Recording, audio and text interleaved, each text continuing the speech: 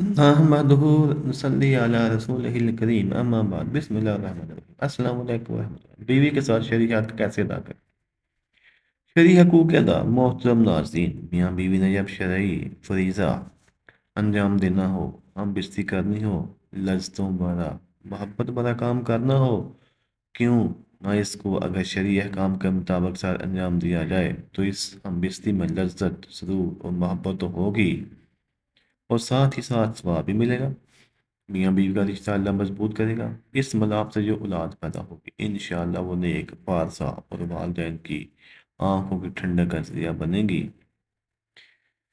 آپ تجربہ کر کے دیکھ لیں، آزما کے دیکھ لیں محترم ناظرین، بیوی سے ہم بستری کرنے سے پہلے آپ کو کیا کرنا چاہیے جس سے آپ کی لذت میں اضافہ ہو جائے اور آپ ثواب کے مستحق بھی بن جائیں۔ ہم بستری سے پہلے بستر پر ایک موٹا کپڑا بچھا لیا جائے تاکہ شرمگاہوں سے نکلنے والی فالتو منی بستر کو خراب نہ کرے۔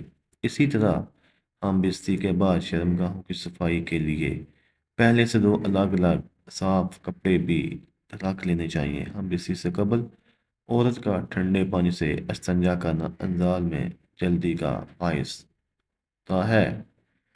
مزید برآں اس سے فرج میں تنگی اور لذت میں زیادتی ہوتی ہے۔ عورت جب ہم بستری سے قبل پانی سے استنجا کرتی ہے تو نکلنے والے ہارمونز بہت کم ہو جاتے ہیں، جس کی وجہ سے لذت ہم بستری بڑھ جاتی ہے۔ عورت کی طاقت زیادہ اور انجاز جلدی ہوتا ہے، جس کا فائدہ مرد کو پہنچتا ہے، اور مرد بہت جلدی عورت پر قادر ہوتا ہے۔ عورت اس عمل سے بے شمار نفسیاتی امراض سے بچ جاتی ہے۔ باقاعدہ ہم بستری سے پہلے میاں بیوی کا چند منٹ کے لیے ایک دوسرے کے جسم سے کھیلنا، دونوں میں محبت پیدا کرنا، پہلے دونوں کپڑوں سمیت اپنے جسم کو ایک دوسرے کے ساتھ مسلیں اور کچھ دیر بعد ایک دوسرے کے جنسی اعضاء کو ہاتھ سے ٹٹولیں اور مسل کا اسے لذت دیں اور خود بھی لطف اندوز ہوں اور اپنے ساتھی کو بھی لطف اندوز کریں۔